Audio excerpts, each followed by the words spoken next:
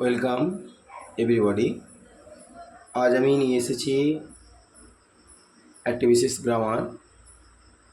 আয়ের পরে কখন ওয়াজ এবং কখন ওয়ার বসে। অত্যন্ত একটি ভাইটাল গ্রামার। আমরা জানি আয়ের পরে জেনারেলি ওয়াজ বসে, কিন্তু কখনো কখনো ওয়ারও হতে পারে। কখন আয়ের পর ওয়াজ হয়? Generally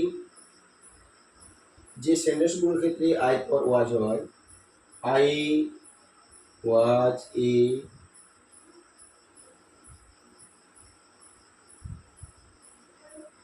I was a boy last few years ago. আমি আগে একটি বালক ছিলাম।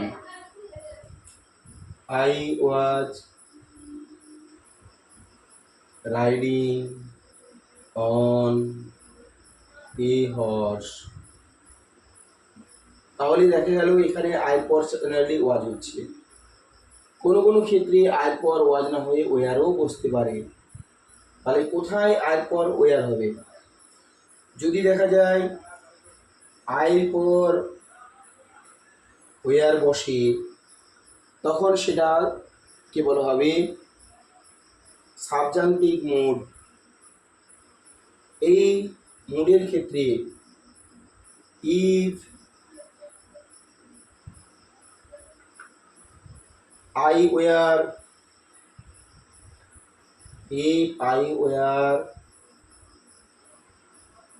young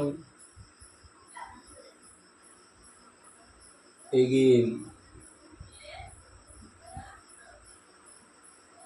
এক্সক্লেমেটরি সাইন দিয়ে।